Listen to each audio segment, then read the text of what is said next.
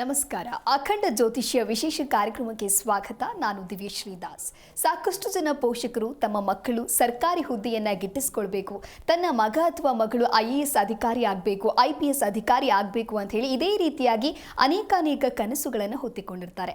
ಹಾಗಾದ್ರೆ ಮಕ್ಕಳು ಆ ಸಾಧನೆಯನ್ನ ಮಾಡಬೇಕು ಅಂತ ಹೇಳಿದ್ರೆ ಯಾವ ರೀತಿಯಾಗಿ ಸತತ ಪರಿಶ್ರಮದಿಂದ ಓದಬೇಕು, ಅಥವಾ ತಾವು ಓದ್ತಾ ಇರೋದು ತಲೆಗೆ ಹತ್ತುತ್ತಾ ಇಲ್ಲ ಅಂತ ಹೇಳಿದ್ರೆ ಬೇರೆ ಯಾವ ದಾರಿಯನ್ನ ಕಂಡುಕೊಳ್ಬೇಕು, ಈ ಕುರಿತಂತೆ ಇವತ್ತು ಮಾಹಿತಿಯನ್ನು ಕೊಡ್ತಾ ಹೋಗ್ತೀವಿ. ಈ ಕುರಿತು ತಿಳಿಸಿಕೊಡೋದಕ್ಕೆ ಪ್ರಖ್ಯಾತ ಜ್ಯೋತಿಷಿಗಳು ಮತ್ತು ಮಾಂತ್ರಿಕರಾದ ವಿದ್ವಾನ್ ಶ್ರೀ ಶ್ರೀನಿಧಿ ಹೊಳ್ಳ ಗುರುಗಳು ನಮ್ಮ ಜೊತೆಗಿದ್ದಾರೆ. ಸೊ ಬನ್ನಿ ಅವರನ್ನ ಕಾರ್ಯಕ್ರಮಕ್ಕೆ ವೆಲ್ಕಮ್ ಮಾಡೋಣ. ನಮಸ್ತೆ ಗುರುಗಳೇ, ಕಾರ್ಯಕ್ರಮಕ್ಕೆ ಸ್ವಾಗತ. ಗುರುಗಳೇ, ನಾನು ಹೇಳ್ತಾ ಇದ್ದೆ, ಇತ್ತೀಚಿನ ದಿನಗಳಲ್ಲಿ ಸಾಕಷ್ಟು ಜನ ಪೋಷಕರು ಕಾಣುವಂಥ ಕನಸು ತಮ್ಮ ಮಕ್ಕಳು ಉನ್ನತವಾಗಿರುವಂಥ ಹುದ್ದೆಯಲ್ಲಿ ಇರಬೇಕು ಅಂತ ಹೇಳಿದ್ರೆ, ಹೀಗಾಗಬೇಕು ಅಂತ ಹೇಳಿದ್ರೆ ಏನು ಮಾಡಬೇಕು, ಮಕ್ಕಳು ಯಾವ ರೀತಿಯಾಗಿ ಓದಬೇಕು ಅಂತ ಹೇಳಿ? ಮೊದಲು ಸನಾತನ ಹಿಂದೂ ಧರ್ಮದಲ್ಲಿ ವಿದ್ಯೆಯನ್ನು ಪ್ರಾರಂಭ ಹೇಳಿದರೆ ಶಾರದೆಯ ಮಡಿಲಲ್ಲಿ ಅಕ್ಷರಾಭ್ಯಾಸವನ್ನು ಮಾಡುವಂಥದ್ದು. ಅಲ್ಲಿನಿಂದ ಪ್ರಥಮವಾಗಿ ಅಕ್ಷರವನ್ನು ಅಭ್ಯಾಸ ಮಾಡುವಂಥದ್ದು. ನಾವೆಲ್ಲ ಕೇಳಿರ್ತೇವೆ ಅಕ್ಷರಾಭ್ಯಾಸ ಅಂತ ಹೇಳಿ. ಹಾಗೆ ಕುಲದೇವರನ್ನು, ಸರಸ್ವತಿಯನ್ನು ಆರಾಧನೆ ಮಾಡಿ ಅಕ್ಕಿಯ ಮೇಲೆ ಆ ಅಕ್ಷರಗಳನ್ನು ಬರೆದು ಅದಕ್ಕೆ ಷೋಡಶೋಪಚಾರ ಧೂಪದೀಪ ನೈವೇದ್ಯಾದಿಗಳನ್ನು ಮಾಡಿ ಅವತ್ತಿನಿಂದ ಅಕ್ಷರವನ್ನು ಬರೀಲಿಕ್ಕೆ ಪ್ರಾರಂಭ ಮಾಡಬೇಕು ಅನ್ನುವಂಥದ್ದು, ವಿದ್ಯಾ ಆರಂಭ ಅನ್ನುವಂಥದ್ದು. ಅದಕ್ಕೂ ಸಮೇತ ಮುಹೂರ್ತಗಳನ್ನು ಹೇಳಿದ್ದಾರೆ. ಆ ಮುಹೂರ್ತಗಳಲ್ಲಿ ವಿಶೇಷವಾಗಿ ತುಂಬ ಪ್ರಾಮುಖ್ಯತೆಯನ್ನು ಕೊಡ್ತದೆ. ನಮ್ಮ ಧರ್ಮದಲ್ಲಿ, ಸನಾತನ ಹಿಂದೂ ಧರ್ಮದಲ್ಲಿ ಅತಿ ಹೆಚ್ಚು ಪ್ರಾಮುಖ್ಯತೆ ಕೊಡುವಂಥದ್ದು ಮುಹೂರ್ತಗಳಿಗೆ. ಯಾಕೆ ಅಂತ ಕೇಳಿದರೆ, ಋಷಿಪ್ರಣೀತವಾಗಿರ್ತಕ್ಕಂಥ ವಿಷಯಗಳೇನು ಅಂತ ಕೇಳಿದರೆ, ಯಾವ ಕಾಲಘಟ್ಟದಲ್ಲಿ, ಯಾವ ನಕ್ಷತ್ರದಲ್ಲಿ, ಅಥವಾ ಆ ಓದುವಂಥ ವ್ಯಕ್ತಿಯ ಜಾತಕಕ್ಕೆ ಅನುಗುಣವಾಗಿ ಒಂದಿಷ್ಟು ನಕ್ಷತ್ರಗಳು ಅನ್ನುವಂಥದ್ದು ಶುಭವಾಗಿರ್ತಕ್ಕಂಥ ನಕ್ಷತ್ರಗಳನ್ನು ಹೇಳಿದ್ದಾರೆ ಶಾಸ್ತ್ರದಲ್ಲಿ. ಆ ಒಂದು ಮುಹೂರ್ತವನ್ನು ನಾವು ಚಿಂತನೆ ಮಾಡಿಕೊಂಡು ಈ ಮಗುವಿನ ಜಾತಕಕ್ಕೂ ಆ ಒಂದು ಮುಹೂರ್ತ, ಯಾವ ಒಳ್ಳೆಯ ಮುಹೂರ್ತಗಳು ಅನ್ನುವಂಥದ್ದು ಕೂಡ್ತದೆಯೋ ಆ ಮುಹೂರ್ತದಲ್ಲಿ ಅಕ್ಷರಾಭ್ಯಾಸವನ್ನು ಮಾಡೋದ್ರಿಂದ ಏನಾಗ್ತದೆ, ಆ ಆರಂಭ ಆಗುವಂಥದ್ದೇ ಶುಭವಾಗಿ ಆರಂಭ ಆಯಿತು ಅಂತಾದರೆ ಉನ್ನತ ಮಟ್ಟಕ್ಕೆ ಹೋಗಲಿಕ್ಕೆ ಕಾರಣ ಆಗ್ತದೆ. ಇದು ಒಂದು ದೃಷ್ಟಿಕೋನ. ಇನ್ನೊಂದು ದೃಷ್ಟಿಕೋನದಲ್ಲಿ ನೋಡುವಾಗ ನಾವು ಈ ಮನಸ್ಸಿಗೆ ಬೇಕಾಗಿರ್ತಕ್ಕಂಥ ಏಕಾಗ್ರತೆಗಳು, ವಿದ್ಯೆಗೆ ಬೇಕಾಗಿರುವಂಥ ಏಕಾಗ್ರತೆಗಳು, ಯಾಕೆ ಅಂತ ಕೇಳಿದರೆ ಕೆಲವರು ಏನು ಮಾಡ್ತಾರೆ ಅಂತ ಕೇಳಿದರೆ, ಶಾಲೆಯಲ್ಲಾದಂತಹ ಪಾಠಗಳನ್ನು ಒಮ್ಮೆ ಕೇಳಿಬಿಟ್ರೆ ಮತ್ತು ಎಕ್ಸಾಮ್ ತನಕ ಬುಕ್ ತೆಗೆಯುವುದೇ ಬೇಡ. ಯಾಕೆ ಅಂತ ಕೇಳಿದರೆ ಅವರಲ್ಲಿರುವಂತಹ ವಿದ್ಯೆಯ ಪಾರದರ್ಶಕತೆ ಆಗಿರಬಹುದು, ಅವರು ಕಲಿಯುವಂಥ ವಿಧಿವಿಧಾನಗಳಾಗಿರಬಹುದು, ಎಲ್ಲವನ್ನು ಚಿಂತನೆ ಮಾಡಬೇಕು. ಇನ್ನೊಮ್ಮೆ ನೋಡಿದಾಗ ಕೆಲವು ಜಾತಕಗಳನ್ನು ಅವರು ಅಲ್ಲಿ ಪಾಠವನ್ನು ಕೇಳಿ 10 ಬಾರಿ ಅದನ್ನು ಓದಿ ನಂತರದಲ್ಲಿ ಮನೆಯಲ್ಲಿ ಬಂದು ಓದಿಯೋ ಆದರೂ ಸಮೇತ ಅವರಿಗೇನಾಗ್ತದೆ, ಅದ್ರ ಬಗ್ಗೆ ಕನ್ಫ್ಯೂಸ್ ಆಗಲಿಕ್ಕೆ ಶುರು ಆಗ್ತದೆ. ಇವೆಲ್ಲವೂ ಸಮೇತ ಮುಂದೆ ಉನ್ನತ ಮಟ್ಟಕ್ಕೆ ಹೋಗಲಿಕ್ಕೆ ನಮಗೆ ತುಂಬ ಅನುಕೂಲತೆ ಆಗ್ತದೆ. ಈ IAS ಆಗಿರಬಹುದು, IPS ಆಗಿರಬಹುದು, ಅಥವಾ ಇನ್ನೂ ಯಾವುದು ಸ್ಪರ್ಧಾತ್ಮಕವಾಗಿರ್ತಕ್ಕಂತಹ ಸರ್ಕಾರಿ ಉದ್ಯೋಗಗಳಿದ್ದಾವೆ, ಅದಕ್ಕೆಲ್ಲವೂ ಅತೀ ಸೂಕ್ಷ್ಮವಾಗಿ ಅವರು ಗಮನ ಕೊಡ್ತಾರೆ. 1 ಮಾರ್ಕ್ಸಿಗಾಗಿರ್ಬೋದು, ಅರ್ಧ ಮಾರ್ಕ್ಸಿಗಾಗಿರ್ಬೋದು, ಅಲ್ಲಿ ಬರೆಯುವಂತಹ ಹ್ಯಾಂಡ್ ರೈಟಿಂಗ್ ಆಗಿರ್ಬೋದು, ಎಲ್ಲವನ್ನ ಯಾಕೆ ಚಿಂತನೆ ಮಾಡ್ತಾರೆ ಅಂತ ಕೇಳಿದರೆ, ಆ ಮನುಷ್ಯನನ್ನು ಅಷ್ಟು ಪರೀಕ್ಷೆ ಮಾಡಿದರೆ ಆ ಒಂದು ಸ್ಥಾನದಲ್ಲಿ ಅವನು ಕೂತ್ಕೊಳ್ಳಿಕ್ಕೆ ಯೋಗ್ಯನಾಗಿರ್ತಾನೆ ಅನ್ನುವಂಥ ಕಾರಣದಿಂದ. ಹಾಗಾಗಿ ಇಲ್ಲಿ ಮೊದಲಿನಿಂದನೂ ಅತಿ ಸೂಕ್ಷ್ಮವಾಗಿರ್ತಕ್ಕಂಥ ವಿಷಯಗಳನ್ನು ಅವನು ಗ್ರಹಿಸಬೇಕು.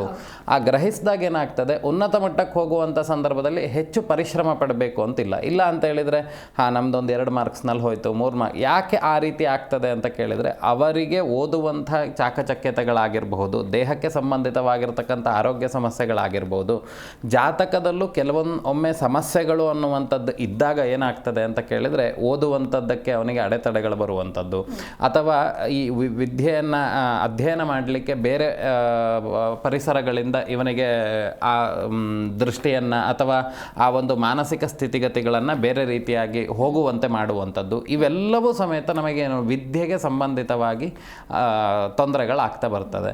ಹಾಗೆ ಮತ್ತು ಮಾನಸಿಕ ಸ್ಥಿತಿಗತಿಗಳು ಯಾಕೆ ಈಗಿನ ಕಾಲಘಟ್ಟದಲ್ಲಿ ಮಕ್ಕಳ ಮಾನಸಿಕ ಸ್ಥಿತಿಗತಿಗಳು ಹಲವಾರು ರೀತಿಯಾಗಿ ಬದಲಾವಣೆ ಆಗ್ತಿದೆ. ಅದಕ್ಕೆ ಏಕಾಗ್ರತೆ ಅನ್ನುವಂಥದ್ದು ಅತಿ ಪ್ರಾಮುಖ್ಯತೆ. ಪ್ರಾತಃ ಕಾಲದಲ್ಲಿ ಬೆಳಗ್ಗೆ ಬೇಗ ಎದ್ದೇಳುವಂಥದ್ದು, ಸ್ನಾನಾದಿಗಳನ್ನು ಮಾಡಿ ಧ್ಯಾನಾದಿಗಳನ್ನು ಮಾಡೋದು. ಯಾಕೆ ಧ್ಯಾನ ಮಾಡೋದು ಅಂತ ಕೇಳಿದ್ರೆ, ನಮ್ಮ ಮನಸ್ಸು ನಮ್ಮ ಹತೋಟೆಯಲ್ಲಿರಬೇಕು ಅನ್ನುವಂಥ ದೃಷ್ಟಿಯಿಂದ. ಯಾಕಂದರೆ ಮನಸ್ಸು ಅನ್ನುವಂಥದ್ದನ್ನು ಮರ್ಕಟಕ್ಕೂ ಹೋಲಿಸಿದ್ದಾರೆ.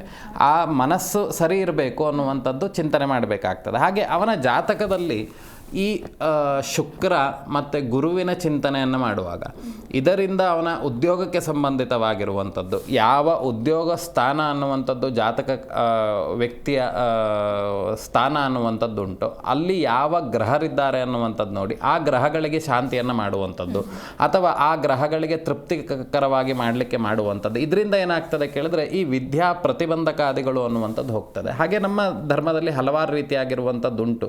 ಮೇಧಾಸೂಕ್ತ ಅನ್ನುವಂಥದ್ದಿದೆ. ಆ ಮೇಧಾಸೂಕ್ತ ಅನ್ನುವಂಥದ್ದು ಮೇಧ ಅಂತ ಹೇಳಿದರೆ ಬುದ್ಧಿಶಕ್ತಿಯನ್ನು ಹೆಚ್ಚು ಮಾಡ್ತದೆ, ಹಾಗೆ ಏಕಾಗ್ರತೆ ಅನ್ನುವಂಥದ್ದನ್ನು ಜಾಸ್ತಿ ಮಾಡ್ತಾ ಹೋಗ್ತದೆ. ಈ ಮೇಧಾಸೂಕ್ತಾದಿಗಳನ್ನು ಜಪ ಮಾಡೋದಾದರೂ ಯಾಕೆ ಎಲ್ಲರೂ ಮಾಡಿಸ್ಲಿಕ್ಕೆ ಬರೋದಿಲ್ಲ. ಜಾತಕದಲ್ಲಿ ಆ ದೋಷಾದಿಗಳಿತ್ತು ಅಂತಾದರೆ ಆ ಮೇಧಾಸೂಕ್ತ ಜಪಗಳನ್ನು ಮಾಡಿದರೆ ಅವನಲ್ಲಿ ಆ ಚೈತನ್ಯ ಅನ್ನುವಂಥದ್ದು ಉಂಟಾಗ್ತದೆ. ಹೇಗೆ ನಾನಿಲ್ಲಿ ಜಪ ಮಾಡಿದರೆ ಯಾವುದೋ ದೇಶದಲ್ಲಿರುವಂತಹ ವ್ಯಕ್ತಿಗೆ ಹೇಗೆ ಆಗ್ತದೆ ಅಂತ ಕೇಳ್ಬೋದು, ಅಥವಾ ನಾವು ಎದುರುಗಡೆ ಇದ್ದರೂ ಒಂದೇ, ದೂರದ ಊರಿನಲ್ಲಿದ್ದರೂ ಒಂದೇ. ಯಾಕೆ ಅಂತ ಕೇಳಿದರೆ ಆ ಮಂತ್ರ ಜಪಗಳನ್ನು ನಾವು ಹೆಸರನ್ನು ಇಟ್ಟು ಸಂಕಲ್ಪಾದಿಗಳನ್ನು ಮಾಡ್ತೇವೋ ಅದು ಓಂಕಾರ ಸ್ವರೂಪದಲ್ಲಿ ಅವನ ಕುಂಡಲಿನಿ ಶಕ್ತಿಯಲ್ಲಿ ಅಥವಾ ಅವನ ಷಟ್ಚಕ್ರಗಳಲ್ಲಿ ಅದು ಜಾಗೃತ ಆಗಿಬಿಡ್ತದೆ. ಆ ಪಂಚಭೂತಗಳಿಂದ ಆ ಒಂದು ಮಾಡಿದಂಥ ಜಪದ ಪ್ರಸಾದಗಳು ಅನ್ನುವಂಥದ್ದೇನಿದೆ ಅದು ಅವನ ಮೇಲೆ ಪರಿಣಾಮವನ್ನು ಬೀರ್ತಾ ಹೋಗಿ ಅವನಿಗೆ ಹೆಚ್ಚು ಆ ವಿಷಯದ ಮೇಲೆ ಆಸಕ್ತಿ ಅನ್ನುವಂಥದ್ದು ಉಂಟಾಗ್ತದೆ. ಹಾಗಾಗಿ ಆ ಜಾತಕಕರ್ತ ಜಾತಕವನ್ನು ವಿಮರ್ಶೆ ಮಾಡಿಕೊಂಡು ಎಲ್ಲವೂ ಅದರಲ್ಲಿದೆ. ಜಾತಕದಲ್ಲಿ ನಮಗೆ ಏನೇ ಬೇಕು ಅಂತ ಕೇಳಿದ್ರು ನಾವು ನೋಡೋದು ಈಗ ಏನಂತ ಕೇಳಿದ್ರೆ ಮಹಾಭಾರತ ರಾಮಾಯಣಾದಿಗಳು ನಮ್ಮ ಇತಿಹಾಸ ಕಥನಗಳನ್ನು ನಾವು ನೋಡುವಾಗ ನಮಗೆ ಏನೇ ಕಷ್ಟ ಬಂತು ಅಂತಾದರೂ ಆ ಕಥೆಗಳನ್ನೊಮ್ಮೆ ಓದಿದರೆ ಯಾವ ರೀತಿ ಪರಿಹಾರ ಆಯಿತು ಅನ್ನುವಂಥದ್ದು ನಾವು ಕಂಡುಕೊಳ್ಬೋದು. ಹಾಗೆ ಈ ಜಾತಕವನ್ನು ನಮಗೆ ಎಲ್ಲದಕ್ಕೂ ಮೂಲ ಯಾವುದು ಅಂತ ಕೇಳಿದ್ರೆ ಮನುಷ್ಯನ ಜಾತಕ ಅನ್ನುವಂಥದ್ದು. ಆ ಜಾತಕವನ್ನು ನೋಡಿ ಅದಕ್ಕೆ ಪ್ರತಿಬಂಧಕ ಏನೇನು ಉಂಟೋ ಅವನ್ನು ನಾವು ಮಾಡ್ಬೋದು. ಗುರುಗಳೇನು ಜಾತಕದಲ್ಲಿ ಏನಾದರೂ ಇಂಥ ಯೋಗ ಇದ್ದರೆ ಇವರು ಸರ್ಕಾರಿ ಹುದ್ದೆಯನ್ನು ಗಿಟ್ಟಿಸ್ಕೊಳ್ಬಹುದು ಅನ್ನೋದಾಗಿ ಏನಾದರೂ ಹೇಳ್ಬೋದಾಗುತ್ತೆ? ಯೋಗಗಳು ಅನ್ನುವಂಥದ್ದಿಲ್ಲ. ಈಗ ಶ್ರೀನಿಧಿ ಹೊಳ್ಳ ಅಂತ ಹೇಳಿದರೆ ಅವರನ್ನು ಹುಡುಕ್ಬೇಕಂತಾದರೆ ಹೇಗೆ ಹುಡುಕ್ತಾರೆ? ಈಗಿನ ಕಾಲಘಟ್ಟದಲ್ಲಿ ಒಂದು ಕಂಪ್ಲೇಂಟ್ ಕೊಡಬೇಕು. ಇಲ್ಲ ಅಂತ ಹೇಳಿದರೆ ಅವ್ರು ಎಲ್ಲಿದ್ದಾರೆ ಅವ್ರ ಪರಿಚಯದವ್ರನ್ನ ಹುಡುಕ್ಬೋದು. ಹಾಗೆ ಇಲ್ಲ ಅಂತ ಹೇಳಿದರೆ ಇನ್ನೇನು ಗೂಗಲ್ ಮಾಡ್ಬೋದು. ಹಾಗೆ ಈ ಜಾತಕದಲ್ಲಿ ಇರುವಂಥ ಯೋಗಗಳನ್ನು ನಾವು ವಿಮರ್ಶೆ ಮಾಡ್ಬೋದು ಬಿಟ್ಟರೆ ಅದನ್ನು ನಾವು ಬದಲಾವಣೆ ಮಾಡಲಿಕ್ಕೆ ಆಗೋದಿಲ್ಲ. ಅದರಲ್ಲೂ ವಿಶೇಷವಾಗಿ ಈ ಸುಮಘ ಯೋಗ ಅನ್ನುವಂಥದ್ದು 5 ಗ್ರಹಗಳು, ಈ ನಕ್ಷತ್ರ ಗ್ರಹಗಳು ಅಂತೇಳಿ ಹೇಳ್ತೇವೆ. ಆ ಶುಭಗ್ರಹಗಳ ದೃಷ್ಟಿ ಅನ್ನುವಂಥದ್ದು ನಿರ್ದಿಷ್ಟವಾಗಿ ಒಂದು ಆ ನವಮ ಸ್ಥಾನ ಆಗಿರ್ಬೋದು ಅಥವಾ ದಶಮ ಆಗಿರ್ಬೋದು, ಏಕಾದಶ ಸ್ಥಾನ ವಿದ್ಯಾಸ್ಥಾನಗಳಾಗಿರ್ಬೋದು, ಅದರ ಮೇಲೆ ಬಿದ್ದಾಗ ಏನಾಗ್ತದೆ ಕೇಳಿದ್ರೆ ಅವರು ಓದುವಂಥದ್ರಲ್ಲಿ ಅತಿಯಾಗಿರ್ತಕ್ಕಂಥ ನಿಪುಣರಾಗಿರ್ತಾರೆ. ಹಾಗೆ ಇನ್ನೊಂದೇನು ಅಂತ ಕೇಳಿದ್ರೆ ನಮ್ಮ ಈಗಿನ ಕಾಲಘಟ್ಟದ ಆಹಾರ ಪದ್ಧತಿಯೂ ಸಮೇತ ಮತ್ತು ಮನೆಯಲ್ಲಿ ಇರುವಂತಹ ವಾತಾವರಣವೂ ಸಮೇತ ಮತ್ತು ನಾವು ಕೂರುವಂಥ ಜಾಗ ಮತ್ತು ನಾವು ಕೂರುವಂಥ ಸಮಯ ಇವೆಲ್ಲವೂ ಸಮೇತ ಗಣನೆಗೆ ಬರ್ತದೆ. ಬಿಟ್ಟರೆ ನಮಗೆ ಯೋಗ ಇದ್ರೂ ಕೂಡಲೇ ಏನು ಮಾಡಲಿಕ್ಕೆ ಆಗೋದಿಲ್ಲ. ಈಗ ದೊಡ್ಡ ದೊಡ್ಡ ಕೆಲವರೆಲ್ಲ ಶ್ರೀಮಂತರನ್ನು ನೋಡಿರ್ತೇವೆ, ಅವ್ರಿಗೆ ಎಂಥ ಯೋಗಗಳಿರ್ತದೆ ಅಂತ ಕೇಳಿದ್ರೆ ಓಡಾಡ್ಲಿಕ್ಕೆ ಕಾರ್ ಡೋರ್ ತೆಗಿಲಿಕ್ಕೆ ಒಬ್ಬ ಇರ್ತಾರೆ. ಆದರೆ ಅವರಿಗೆ ಒಂದು ಕೆಟ್ಟ ಕಾಲ ಅನ್ನುವಂಥದ್ದು ಬಂದ್ರ ಮೇಲೆ ಕಾರಾಗೃಹ ವಾಸವನ್ನಾದರೂ ಮಾಡಲೇಬೇಕಾಗ್ತದೆ. ಅಥವಾ ಅವರಿಗೆ ಅತಿಯಾಗಿರ್ತಕ್ಕಂಥ ರೋಗಗಳು ಬಂದಾದರೂ ರುಜಿನಗಳು ಬಂದಾದರೂ ಅವರು ಏನೂ ಇಲ್ಲ ಅನ್ನುವಂತೆ ಆಗಿಬಿಡ್ತಾರೆ. ಯಾಕೆ ಅಂತ ಕೇಳಿದರೆ ಅವೆಲ್ಲ ಯೋಗಗಳು ಈ ರೀತಿ ಆಗಬಹುದು ಅಂತ. ನಮ್ಮ ದೈನಂದಿನವಾಗಿರ್ತಕ್ಕಂಥ ಆರಾಧನೆಗಳು ಹೇಗಿದೆ, ನಮ್ಮ ಜಾತಕದಲ್ಲಿರುವಂಥ ದೋಷಗಳನ್ನು ನಾವು ಆಗಾಗ ಏನೇ ಉಂಟು ಅನ್ನುವಂಥದ್ದು ವರ್ಷಕ್ಕೊಮ್ಮೆ ಈಗ ಯುಗಾದಿ ಅನ್ನುವಂಥದ್ದನ್ನು ನಮ್ಮ ಹೊಸ ವರ್ಷ ಆರಂಭ ಮಾಡ್ತೇವೆ. ಆ ಸಂದರ್ಭದಲ್ಲಿ ಪಂಚಾಂಗ ಶ್ರವಣ ಅಂತ ಮಾಡ್ತೇವೆ. ಆಗ ಹಿಂದೆಲ್ಲ ಇದ್ದಿದ್ದು ಏನಂತ ಕೇಳಿದರೆ ಪಂಚಾಂಗ ಶ್ರವಣ ಮಾಡಿ ನಾವು ಈ ನಮ್ಮ ಜಾತಕ ತೊಗೊಂಡೋಗಿ ಈ ವರ್ಷ ಹೇಗಿದೆ ಅಂತ ನೋಡಿ ಅಂತ ಹೇಳ್ತಾ ಇದ್ರು. ಹಾಗೆ ನಾವು ಜಾತಕ ಪರಿಶೀಲನೆಯನ್ನು ಮಾಡ್ಕೊಂಡು ಮುಂದುವರಿಬೇಕು. ಬಿಟ್ಟರೆ ಇದಮಿತ್ತಂ ಒಂದು ಯೋಗದಿಂದ ಸರ್ಕಾರಿ ಸಿಗ್ತದೆ ಅನ್ನುವಂಥದ್ದಿಲ್ಲ. ಪದವಿ ಪೂರ್ವ ಪುಣ್ಯಾನಾಮ, ಹೌದು, ಪದವಿ ಅನ್ನುವಂಥದ್ದು ಪೂರ್ವ ಪುಣ್ಯದ ಫಲದಿಂದನೇ ಬರುವಂಥದ್ದು. ನಾನು ಇಲ್ಲಿ ಕೂತಿದ್ದೇನೆ ಅಂತಾದರೆ ನಂದು ಯಾವುದೋ ಒಂದು ಜನ್ಮದ ಪುಣ್ಯದಿಂದ ನಾನು ಇಲ್ಲಿ ಕೂತಿರ್ತೇನೆ. ಹಾಗೆ ಯೋಗಗಳಿಂದ ನಮಗೆ ಕೆಲಸಗಳು ಅಥವಾ ಸರ್ಕಾರಿ ಉದ್ಯೋಗಗಳು ಸಿಗ್ತದೆ ಅನ್ನುವಂಥದ್ದು ಹೇಳಲಿಕ್ಕೆ ಕಷ್ಟ ಸಾಧ್ಯವಾಗಿರುವಂಥದ್ದು. ನಾವು ಸ್ವಲ್ಪವಾದರೂ ಕಷ್ಟಪಡಬೇಕು. ಇಲ್ಲ ಅಂತ ಹೇಳಿದರೆ ಯಾವುದೇ ಸಿಗಲಿಕ್ಕೆ ಸ್ವಲ್ಪ ಕಷ್ಟ ಸಾಧ್ಯ. ಸರಿ ಗುರುಗಳೇ, ಇನ್ನು ಗುರುಬಲ ಎಷ್ಟು ಪ್ರಾಮುಖ್ಯತೆಯನ್ನು ಕೊಡುತ್ತೆ ಅಂತ ಹೇಳಿ? ಸರ್ವೇಶ್ವರಾಣಾಂ ದಿಶನೇಷ್ಟಿ ನಿತ್ಯಂ ಅನ್ನುವಂಥದ್ದು ಒಂದು ವಾಕ್ಯ. ಅಂತ ಹೇಳಿದರೆ ಈ ಗುರುಗ್ರಹ ಅನ್ನುವಂಥದ್ದು ಒಂದು ಅನುಕೂಲಕ್ಕಿತ್ತು ಅಂತಾದರೆ ಇನ್ಯಾವುದೇ ದೇವರ ಅನುಗ್ರಹ ಬೇಕಂತಿಲ್ಲ. ಯಾಕೆಂದರೆ ಗುರುಗ್ರಹ ಅನುಕೂಲಕ್ಕೆ ಬರಬೇಕಂತಾದರೆ ಎಲ್ಲ ದೇವರ ಅನುಗ್ರಹ ಇದ್ದರೆ ಮಾತ್ರ. ನೀವು ಧರ್ಮವಾಗಿದ್ರಿ, ನೀವು ಧರ್ಮಕರ್ಮಗಳನ್ನು ಸರಿಯಾಗಿ ಮಾಡ್ತಾ ಇದ್ರಿ, ಯಾರಿಗೂ ಮೋಸ ಮಾಡ್ತಿಲ್ಲ ಅಂತ ಹೇಳಿದರೆ ಮಾತ್ರ ಗುರುಬಲ ಅನ್ನುವಂಥದ್ದು ಬರೋದು. ಬಿಟ್ಟರೆ ಪ್ರತಿಯೊಂದಕ್ಕೂ ಸಮೇತ ಗುರುಬಲ ಬೇಕು. ಯಾಕೆ ಅಂತ ಕೇಳಿದರೆ ಬೃಹಸ್ಪತಿ ಗ್ರಹ ಅನ್ನುವಂಥದ್ದನ್ನು ನಾವು ಗುರುಗ್ರಹಕ್ಕೆ ಬೃಹಸ್ಪತಿ ಅಂತಲೂ ಕರಿತೇವೆ. ಬೃಹಸ್ಪತಿಗೆ ತಿಳಿದಲೇ ಇರುವಂಥ ವಿಷಯವೇ ಇಲ್ವಂತೆ. ಯಾಕೆ ಅಂತ ಕೇಳಿದರೆ ಬೃಹಸ್ಪತಿ ಆಚಾರ್ಯರು ಅವರಿಗೆ ತಿಳಿದಲೇ ಇರುವಂಥ ಯಾವ ವಿದ್ಯೆಯೂ ಇಲ್ಲ. ಹಾಗಾಗಿ ಈ ಗುರುಬಲ ಅನ್ನುವಂಥದ್ದು ಏನು ಸೂಚನೆ ಮಾಡ್ತದೆ ಅಂತ ಕೇಳಿದರೆ ಆ ಒಂದು ಗ್ರಹದಿಂದ ಬೇರೆ ಎಲ್ಲ ದೇವತೆಗಳ ಅನುಗ್ರಹ ಅದೊಂದು ಅನುಗ್ರಹಕ್ಕೆ ಬಂತು ಅಂತಾದರೆ ಇದೆ ಅಂಥೇಳಿ ನಾವು ಜ್ಯೋತಿಷ್ಯದಲ್ಲಿ ಚಿಂತನೆ ಮಾಡ್ತೇವೆ. ಹಾಗೆ ಈ ಗುರುಗ್ರಹ ಅನ್ನುವಂಥದ್ದು ನಮಗೆ ಅನುಕೂಲ ಸ್ಥಿತಿ ಇದ್ದರೆ ಮಾತ್ರ ನಾವು ಓದಲಿಕ್ಕೂ ಸಾಧ್ಯ, ಬಿಟ್ಟರೆ ಇಲ್ಲಾಂದರೆ ಮನೇಲಿ ಮಲಗಿದಲ್ಲೇ ಮಲಗಬೇಕು. ಹಾಗಾಗಿ ಗುರುವಿನ ಬಲ ಅನ್ನುವಂಥದ್ದು ನಾವು ನೋಡುವಂಥದ್ದು ಮದುವೆ, ಉಪನಯನ ಇತ್ಯಾದಿಗಳಿಗೆ ಬಿಟ್ಟರೆ ವಿದ್ಯೆ ಸಂಬಂಧಿತವಾಗಿರ್ತಕ್ಕಂಥ ವಿಷಯಗಳಿಗೆ ನನಗೆ ಗುರುಬಲ ಇದೆಯಾ ಸ್ವಾಮಿ, ನಾನು ಇವತ್ತು ಓದುದ. ಎಷ್ಟೋ ಜನ ನಮ್ಮ ಹತ್ರ ಕೇಳಿದ್ದಾರೆ, ಗುರುಗಳೇ ನಮ್ಮ ಮಗ ಯಾಕೋ ಓದ್ತಿಲ್ಲ, ಯಾವತ್ತಿಂದ ಶುರು ಮಾಡಿದ್ರೆ ಒಳ್ಳೆಯದಾಗತ್ತೆ ಅಂತಲೂ ಕೇಳಿದವರಿದ್ದಾರೆ. ಆದರೆ ಅದೆಲ್ಲ ಕೇಳುವಂಥದ್ದಲ್ಲ. ಆ ಜ್ಯೋತಿಷ್ಯದಲ್ಲಿ ನಾವು ಯಾವತ್ತಿಂದ ಓದ್ಲಿಕ್ಕೆ ಶುರು ಮಾಡಬೇಕಂತಲ್ಲ, ನೀನು ಯಾವಾಗ ಈಗಂದರೆ ಈಗಿಂದನೇ ಶುರು ಮಾಡಂತೇಳಿ. ಯಾಕೆಂದರೆ ನಮ್ಮ ಪೂರ್ವಜರು ಎಲ್ಲ ನಾವು ನೋಡಿರ್ಬೋದು, ನಮ್ಮ ಹಿರಿಯರೆಲ್ಲ. ಗುರುಬಲದ ಕುರಿತಂತೆ ಮತ್ತೆ ಮಾತನಾಡ್ತಾ ಹೋಗೋಣ. ಕಾಲರ್ ಒಬ್ರು ರೆಡಿ ಇದ್ದಾರೆ. ನಮಸ್ತೆ ಇಂದು. ನಮಸ್ತೆ ಇಂದು, ಧ್ವನಿ ಕೇಳಿಸ್ತಾ ಇದೆಯಾ? ಕೇಳಿಸ್ತಾ ಇದೆ ಮೇಡಮ್. ಎಲ್ಲಿಂದ ಕರೆ ಮಾಡ್ತಾ ಇದ್ದೀರಾ? ಮದ್ದೂರು ಮೇಡಮ್. ಓಕೆ, ಗುರುಗಳಿದ್ದಾರೆ, ಮಾತನಾಡಿ. ನಮಸ್ತೆ. ನಮಸ್ತೆ ಸ್ವಾಮೀಜಿ. ಹೇಳಿ. ನಮ್ಮ ಮಗನ ಬಗ್ಗೆ ಕೇಳಬೇಕಾಗಿತ್ತು ಸ್ವಾಮೀಜಿ. ಅವ್ರದ್ದು ಡೇಟ್ ಆಫ್ ಬರ್ತ್ ಟೈಮಿಂಗ್ಸ್ ಉಂಟಾ? ಹೌದು, ಇದು ನವೆಂಬರ್ 4ನೇ ತಾರೀಕು. ನವೆಂಬರ್ 4, 2027. 2027. 27 ಕೊಟ್ಟಿದ್ದ? ಅಲ್ಲ, 2007. ಹಾಂ, 2007 ನವೆಂಬರ್ 4. ಹಾಂ, ಸರಿ. ಈ ಸಮಯ ರಾತ್ರಿ 8:40 ಸರ್. ಹಾಂ, ಏನು ವಿಷಯ ಕೇಳಬೇಕಿತ್ತಮ್ಮ? ಓದೋ ವಿಚಾರದಲ್ಲೇ ಕೇಳಬೇಕಾಗಿತ್ತು. ಹಾಂ ಹಾಂ, ಏನು ಓದ್ತಾ ಇದ್ದಾನೆ? ಈಗ ಡಿಪ್ಲೊಮಾ ಲಾಸ್ಟ್ ಇಯರು. ಹಾಂ. ಆಮೇಲೆ ಓದೋದ್ರ ಬಗ್ಗೆ ಒಂದು ಸ್ವಲ್ಪ ಕಮ್ಮಿ ಓದೋದು, ಅದಕ್ಕೆ ಏನು ಮುಂದೆ. ಈಗ ನೋಡಿ, ಓದುವಂಥ ವಿಚಾರಗಳಿಗಿಂತ ಅವರಿಗೆ ಬೇರೆ ರೀತಿಯಾಗಿರ್ತಕ್ಕಂಥ ವಿಚಾರಗಳಲ್ಲೇ ಆಸಕ್ತಿ ಜಾಸ್ತಿ. ಹೌದು. ಸ್ನೇಹಿತ ವರ್ಗ ಇಲ್ಲ ಅಂತ ಹೇಳಿದರೆ, ಇನ್ನೂ ಹೇಳಬೇಕಂತಾದರೆ ವಯಸ್ಸಿಗೆ ಮೀರಿದಂಥ ಆಸೆಗಳು. ನಂಗೆ ಮದುವೆ ಯಾವಾಗ ಮಾಡ್ತೀರಿ ಅನ್ನುವಂಥ ಚಿಂತನೆ, ಇಷ್ಟು ದೂರಾಲೋಚನೆಯನ್ನು ಹಾಗೆ ಕೇಳ್ತಾನೆ ಅಂತಲ್ಲ, ಅಷ್ಟು ದೂರಾಲೋಚನೆಗಳನ್ನು ಇಟ್ಕೊಂಡಂಥವನು. ಯಾಕೆ ಅಂತ ಕೇಳಿದರೆ ಈ ಜಾತಕಕ್ಕೆ ಏನಾಗಿದೆ ಅಂತ ಕೇಳಿದರೆ ಕೆಲವೊಂದು ರೀತಿಯಾಗಿರ್ತಕ್ಕಂಥ ದೋಷಾದಿಗಳು ಅನ್ನುವಂಥದ್ದಿದೆ. ಇಲ್ಲಿ ಮೊದಲನೇ ಮಗನ ಇವನು? 2ನೇ ಮಗ, ಮಗಳು ಇದ್ದಾರೆ. ಹಾಂ ಹಾಂ ಹಾಂ. ಇದು ಒಂದು ನೋಡಿ, ಇವನು ಹುಟ್ಟಲಿಕ್ಕಿಂತ ಮುಂಚಿತವಾಗಿ ಒಂದು ಶಿಶುಮರಣ ಆದಂಥ ಲಕ್ಷಣಗಳಿದೆ. ಇಲ್ಲ ಗುರುಜಿ, ಯಾವುದೂ ಇಲ್ಲ. ಒಂದು ಹೋಗಿರುವಂಥ ಲಕ್ಷಣಗಳಿದೆ. ಒಟ್ಟು ಇವನ ಜಾತಕಕ್ಕೆ ಏನಾಗಿದೆ ಅಂತ ಕೇಳಿದ್ರೆ ನೋಡಿ, ಒಂದು ಪಿತೃಪಿತಾಮಹ ಪ್ರಪಿತಾಮಹ ಅಂತ ಹೇಳಿದರೆ ನಿಮ್ಮ ಕುಟುಂಬ ಅಥವಾ ಇವರ ತಂದೆಯ ಕುಟುಂಬದಲ್ಲಿ ಒಂದು ಬಾಲ ಮರಣ ಆಗಿರುವಂಥ ಲಕ್ಷಣಗಳು ಕಾಣಿಸ್ತಾ ಇದೆ. ಇವನಲ್ಲಿ ಏನಾಗ್ತಾ ಉಂಟು ಅಂತ ಕೇಳಿದರೆ ಅತಿಯಾಗಿರ್ತಕ್ಕಂಥ ಚಂಚಲತೆ ಕಾಣುವಂಥದ್ದು. ನೀವೇನೋ ಒಂದು ವಿಚಾರವನ್ನು ಹೇಳಿರ್ತೀರಿ ಅಂತಾದರೆ ಅದನ್ನು ಬಿಟ್ಟು ಬೇರೆ ರೀತಿಯಾಗಿರುವಂಥದ್ರ ಬಗ್ಗೆ ಎಲ್ಲ ಗಮನ ಕೊಡುವಂಥದ್ದು, ಇದೆಲ್ಲ ಕಾಣಿಸ್ತಿದೆ. ಬೇರೆ ಬೇರೆ ವಿಚಾರಗಳ ಬಗ್ಗೆ ಹೆಚ್ಚು ಆಸಕ್ತಿ ಇದೆ, ಹಣದ ವಿಚಾರಗಳಲ್ಲಿ ಮುಂದುವರಿಯುವಂಥದ್ದು, ಮತ್ತು ಅತಿಯಾಗಿ ನಿದ್ರೆ ಮಾಡುವಂಥ ಯೋಗಗಳಿರುವಂಥದ್ದು. ಈ ರೀತಿ ಯೋಗಗಳೆಲ್ಲ ಇವನಲ್ಲಿ ಕಾಣಿಸ್ತಾ ಇದೆ. ಏನಾದರೂ ವಿದ್ಯೆಗೆ ಸಂಬಂಧಿತವಾಗಿ ಪರಿಹಾರಾದಿಗಳನ್ನೇನಾದರೂ ಮಾಡಿದ್ರಾ?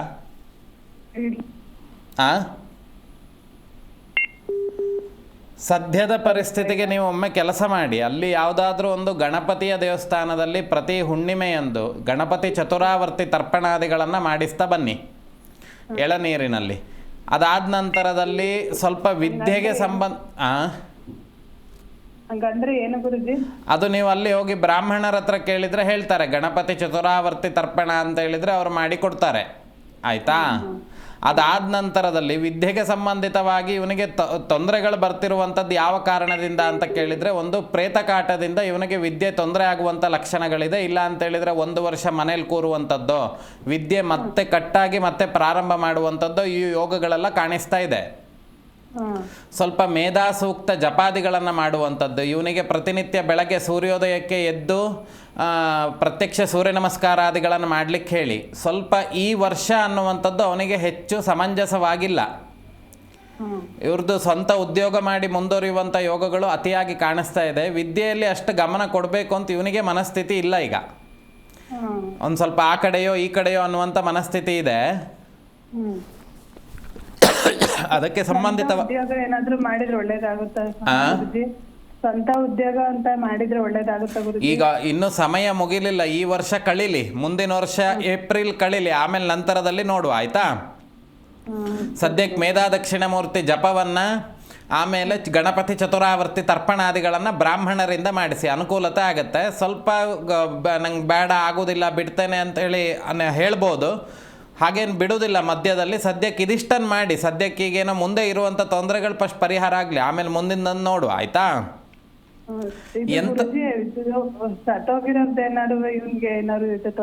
ಅದೆಲ್ಲ ಸೂಕ್ಷ್ಮ ವಿಷಯಗಳು, ನಾವು ಇಲ್ಲಿ ಹೇಳಲಿಕ್ಕೆ ಸಾಧ್ಯತೆ ಇಲ್ಲ. ನೇರವಾಗಿ ಬಂದು ಭೇಟಿ ಮಾಡಿ, ಮನೆಯಲ್ಲಿ ಸದ್ಯಕ್ಕೆ ಅದೆಲ್ಲ ಮಾಡ್ಲಿಕ್ಕೆ ಸಾಧ್ಯತೆ ಇಲ್ಲ ಅಂತಾದರೂ ವಿದ್ಯೆಗೆ ಸಂಬಂಧಿತವಾಗಿರ್ತಕ್ಕಂಥ ಯಂತ್ರಾದಿಗಳನ್ನಿಟ್ಟು ಅವನ ಕೈಲಿ ಪೂಜೆ ಮಾಡಿಸಿ ಸರಿ ಆಗ್ತದೆ. ಓಕೆ ಓಕೆ, ಧನ್ಯವಾದಗಳು ಇಂದು ಕರೆ ಮಾಡಿದ್ದಕ್ಕಾಗಿ. ಇನ್ನೊಬ್ರು ಕಾಲರ್ ಇದ್ದಾರೆ. ನಮಸ್ತೆ ಕೃಷ್ಣಪ್ಪ,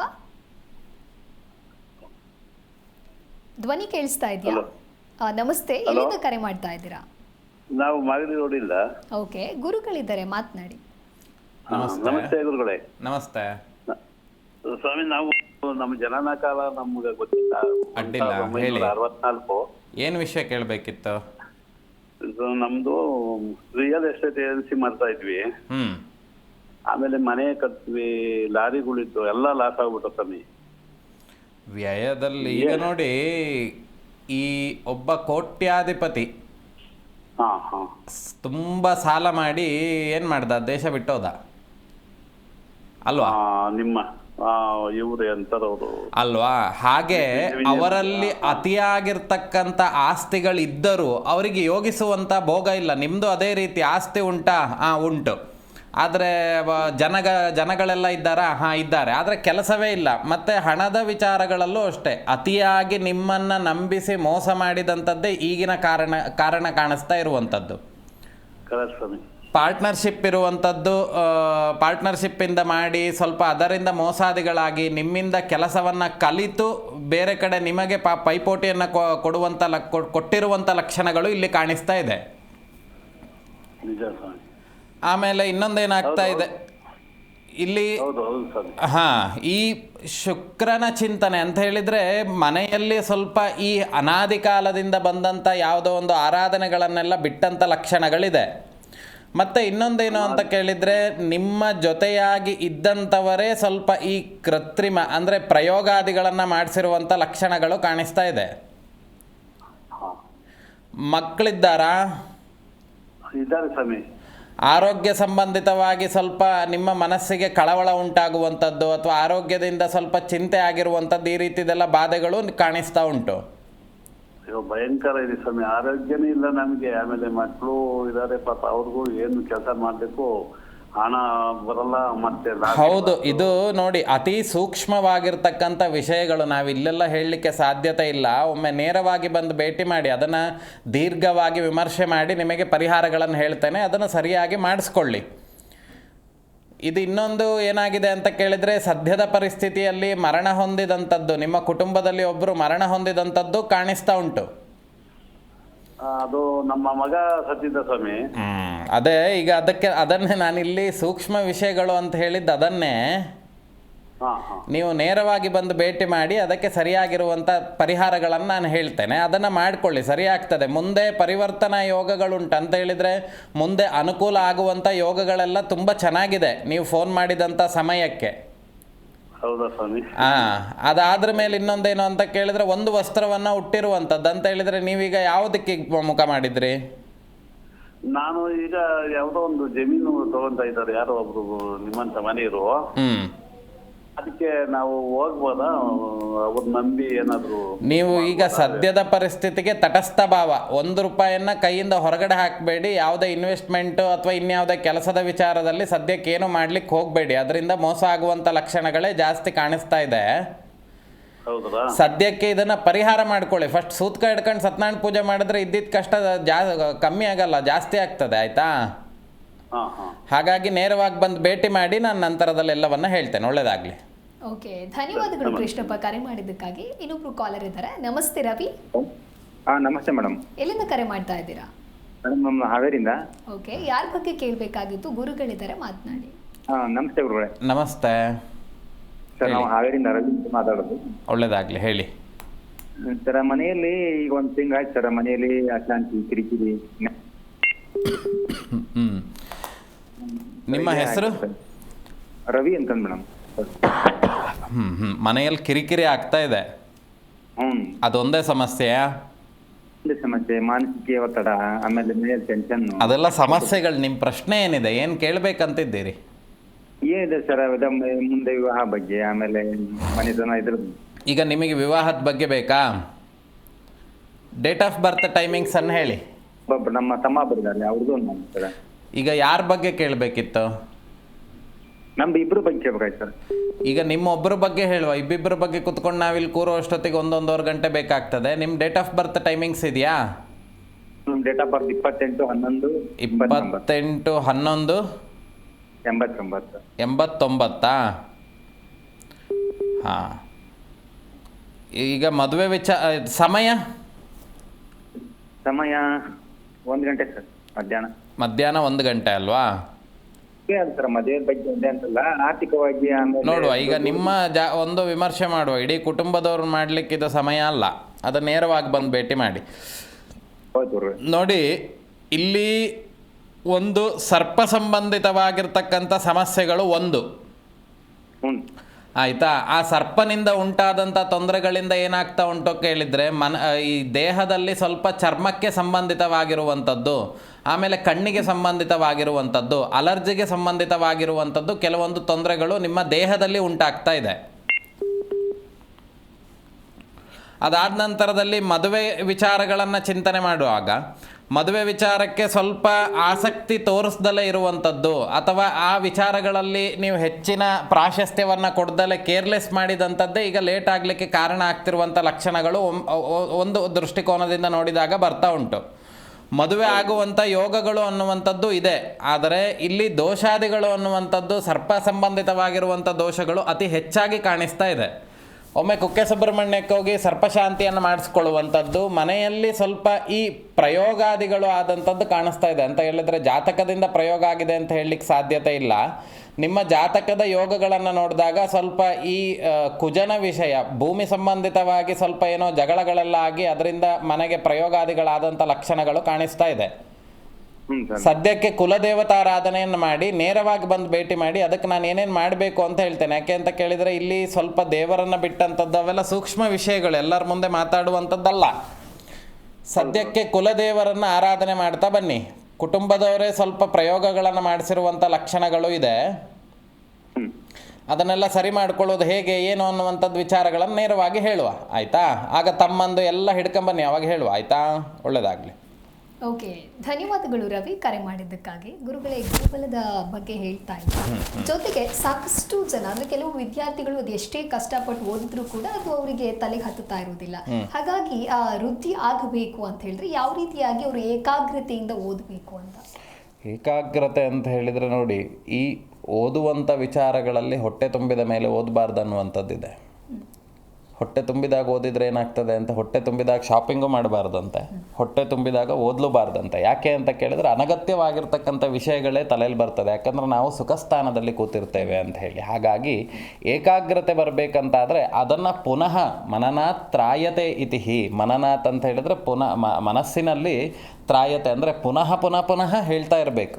ಆಗ ಅದು ನಮ್ಮಲ್ಲಿ ಉಳಿತದೆ. ಒಂದ್ಸಲಿ ಓದಿದ್ರು ಕೂಡಲೇ ಯಾವುದು ಉಳಿಯೋದಿಲ್ಲ. ಹಾಗಾಗಿ ಓದುವಂತಹ ರೀತಿ ನೀತಿಗಳು ಸಮೇತ ಬದಲಾವಣೆ ಆಗಬೇಕು.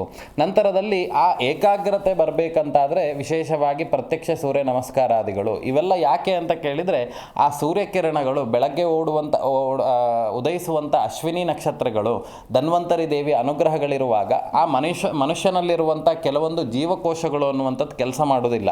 ಈ ಡೆಡ್ ಸ್ಕಿನ್ ಅಂತೇನು ಹೇಳ್ತಾರೆ, ಕೈಯಲ್ಲಿ ಬಂದಾಗ ಹೇಳ್ತಾರೆ ಇದು ಡೆಡ್ ಸ್ಕಿನ್ ಕಿತ್ತಾಕಿ ಬಿಡುವ ಅಂತೇಳಿ. ಹಾಗೆ ಮನುಷ್ಯನ ದೇಹದಲ್ಲೂ ಈ ಜೀವಕೋಶಗಳು ಅನ್ನುವಂಥದ್ದು ಇರ್ತದೆ. ಆ ಜೀವಕೋಶಗಳು ಅನ್ನುವಂಥದ್ದು ಕೆಲಸ ಮಾಡೋದಿಲ್ಲ, ಕೆಲವು ಕುತ್ಕೊಂಡು ಬಿಟ್ಟಿರ್ತದೆ, ಯಾಕಂದರೆ ಅದಕ್ಕೆ ಕೆಲಸ ಕೊಡೋದಿಲ್ಲ.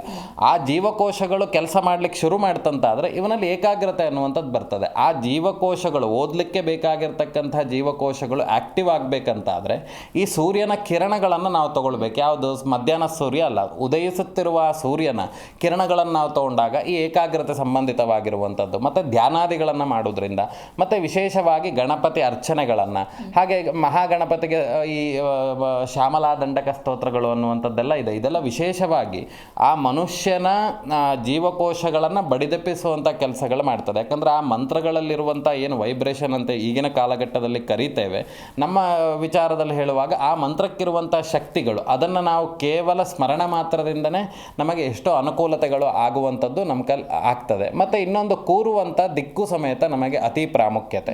ಪೂರ್ವಾಭಿಮುಖವಾಗಿ ಕುತ್ಕೊಳ್ಬೇಕು, ಮತ್ತು ಹಾಸಿಗೆ ಮೇಲೆ ಕುತ್ಕೊಂಡು ಓದಬಾರ್ದು, ಚಾಪೆ ಮೇಲೆ ಕುತ್ಕೊಂಡು ಓದಬಾರ್ದು, ನೆಲದ ಮೇಲೆ ಕುತ್ಕೊಂಡು ಆ ವಿದ್ಯೆಯನ್ನು ನಾವು ಕಲಿಬೇಕು ಗುರುಮುಖೇನವಾಗಿ. ಅವತ್ತಿನ ಪಾಠಗಳನ್ನು ನಾವು ಅವತ್ತೇ ಕಲಿಯುವಂಥದ್ದು. ಮತ್ತು ಪೂರ್ವಾಭಿಮುಖವಾಗಿ ಕುತ್ಕೊಳ್ಳುವಂಥದ್ದು ಸೂರ್ಯನಿಗೆ, ಸಂಜೆ ಹೊತ್ತು ಪಶ್ಚಿಮಾಭಿಮುಖವಾಗಿ ಕುತ್ಕೊಳ್ಳುವಂಥದ್ದು. ಆ ಕಾಲದ ಯಾಕೆ ಹೇಳಿದ್ದಾರೆ ಅಂದರೆ, ವೈಜ್ಞಾನಿಕವಾಗಿ ನೋಡುವಾಗ ಸೂರ್ಯ ಹುಟ್ಟುವಂಥದ್ದು ಪೂರ್ವಾಭಿಮುಖವಾಗಿ. ನಮಗೆ ಓದುವಂಥ ಸಂದರ್ಭದಲ್ಲಿ ಬೆಳಕು ಸಮೇತ ಬರ್ತದೆ, ಈಗಿನಷ್ಟು ಕರೆಂಟೆಲ್ಲ ಇರಲಿಲ್ಲ ಆಗ. ಎಲ್ಲವನ್ನೂ ವೈಜ್ಞಾನಿಕವಾಗಿಯೂ ಚಿಂತನೆ ಮಾಡ್ತಾರೆ. ಮತ್ತು ಈ ಅಯಸ್ಕಾಂತ ರೀತಿಯನ್ನು ನೋಡುವಾಗಲೂ ಅಷ್ಟೇ, ನಮಗೆ ಆ ರೀತಿಯಾಗಿ ಕುತ್ಕೊಂಡಾಗ ನಮಗೆ ಹೆಚ್ಚಿನ ಫಲಗಳು ಅನ್ನುವಂಥದ್ದು ಬರ್ತಾ ಹೋಗ್ತದೆ. ನಾನು ಏನೂ ಓದೋದೇ ಇಲ್ಲ, ಪೂರ್ವಾಭಿಮುಖವಾಗಿದ್ದ ಬುಕ್ಕನ್ನು ಹಿಡ್ಕೊಂಡು ಕುತ್ಕೊಂಡು ತಲೆ ಮೇಲೆ ಇಟ್ಕೊಂಡ್ರೆ ನಮಗೆ ವಿದ್ಯೆ ಬರೋದಿಲ್ಲ. ಅದರಲ್ಲಿ ಇರುವಂಥದ್ದು ಮನನಾತ್ರಾಯತೆ, ಪುನಃ ಪುನಃ ಪುನಃ ಓದಬೇಕು ಅನ್ನುವಂಥದ್ದು ಇಲ್ಲಿ ಗಮನಿಸಬೇಕಾಗಿರ್ತಕ್ಕಂಥ ವಿಷಯಗಳು. ಸರಿ ಗುರುಗಳೇನು ಕೊನೆಯದಾಗಿ ಶಾರದಾ ಪೂಜೆಯ ವಿಶೇಷತೆಯನ್ನು ತಿಳಿಸಿಕೊಡೋದಾದ್ರೆ? ಶಾರದಾ ಪೂಜೆಯ ವಿಶೇಷ ಅನ್ನುವಂಥದ್ದು ನವರಾತ್ರಿಗಳಲ್ಲಿ ವಿಶೇಷವಾಗಿ ಶಾರದಾ ಪೂಜೆಯನ್ನು, ಸರಸ್ವತಿ ಪೂಜೆಯನ್ನು, ಇವೆಲ್ಲರೂ ವಿದ್ಯೆಗೆ ದೇವತೆಯಾಗಿರುವಂಥವ್ರು. ಸರಸ್ವತಿಯನ್ನು ವಿಶೇಷವಾಗಿ ಅವಳ ಮಂತ್ರಾದಿಗಳನ್ನು ಅಥವಾ ಅವಳ ಶ್ಲೋಕಗಳನ್ನು ಅಥವಾ ಅವಳ ದರ್ಶನವನ್ನು, ಅವಳ ಚಿತ್ರಪಟಾದಿಗಳನ್ನು, ಚಿತ್ರಪಟ ಅಂತ ಹೇಳಿದ್ರೆ ಅವಳ ಫೋಟೋವನ್ನು ನೋಡಿ ಆದರೂ ನಮಸ್ಕಾರ ಮಾಡೋದು. ಯಾಕಂದರೆ ನಾವೇನಾದರೂ ಈ ಪೂಜೆಗಳನ್ನು ಮಾಡಿ ಅದನ್ನೆಲ್ಲ ಹೇಳಿ ಅಂತ ಹೇಳಿಬಿಟ್ರೆ, ಓದೋದನ್ನು ಬಿಟ್ಟು ಇದನ್ನು ಮಾಡಿ ಮತ್ತು ನಮಗೆ ಫೋನ್ ಮಾಡ್ತಾರೆ, ಬಟ್ರೆ ನೀವು ಹೇಳಿದ್ರೆ ನನ್ನ ಮಗ ಓದಲಿಲ್ಲ ಬರೀ ಪೂಜೆ ಮಾಡ್ತಾ ಕೂತ ಅಂತೇಳಿ. ಹಾಗಾಗಿ ಶಾರದೆಯನ್ನು ಪ್ರಾರ್ಥನೆ ಮಾಡುವಂಥದ್ದು ಪ್ರತಿನಿತ್ಯ ಬೆಳಗ್ಗೆ, ಶಾರದೆಯನ್ನು ಕುರಿತು ನಮಸ್ಕಾರ ಮಾಡುವಂಥದ್ದು. ಹಾಗೆ ಇನ್ನು ಕೆಲವೊಂದು ಸಂದರ್ಭಗಳಲ್ಲಿ ವಿದ್ಯೆಗೆ ತೊಂದರೆ ಇದ್ದಾಗ ಶಾರದಾ ದೇವಿಯನ್ನು ಕುರಿತು ಪಠ್ಯಪುಸ್ತಕಗಳನ್ನು ದಾನ ಮಾಡುವುದರಿಂದನೂ ಸಮೇತ ಈ ವಿದ್ಯೆಗೆ ಸಂಬಂಧಿತವಾಗಿ ಅನುಕೂಲ ಆಗ್ತದೆ ಅನ್ನುವಂಥದ್ದು ಗಮನಿಸಬಹುದು. ಸರಿ ಗುರುಗಳೇ, ಇನ್ನು ಸರ್ಕಾರಿ ಹುದ್ದೆಯನ್ನು ಗಿಟ್ಟಿಸ್ಕೊಳ್ಬೇಕು ಅಥವಾ ಯಾವುದೇ ಒಂದು ಕೆಲಸವನ್ನು ಮಾಡಬೇಕು ಅಂತ ಹೇಳಿದ್ರೆ ಯಾವ ರೀತಿಯಾಗಿ ನಾವು ಪರಿಶ್ರಮದಿಂದ ಓದಬೇಕು ಅಂತ ತಿಳಿಸ್ಕೊಟ್ಟಿದ್ದೀರಾ. ಧನ್ಯವಾದಗಳು ಗುರುಗಳೇ ಕಾರ್ಯಕ್ರಮಕ್ಕೆ ಆಗಮಿಸಿದ್ದಕ್ಕಾಗಿ. ನೋಡಿದ್ರಲ್ವ ವೀಕ್ಷಕರೇ, ನಮ್ಮ ಇವತ್ತಿನ ಕಾರ್ಯಕ್ರಮದಲ್ಲಿ ಈ ರೀತಿಯಾಗಿ ಗುರುಗಳು ಬಹಳ ಅರ್ಥಪೂರ್ಣವಾಗಿ ಮಾಹಿತಿಯನ್ನು ಹಂಚಿಕೊಂಡಿದ್ದಾರೆ. ಇದಾಗಿತ್ತು ಇವತ್ತಿನ ವಿಶೇಷ. ನೋಡ್ತಾ ಇರಿ ಜೀ ಕನ್ನಡ ನ್ಯೂಸ್, ಸತ್ಯವೇ ಸುದ್ದಿಯ ಜೀವಾಳ.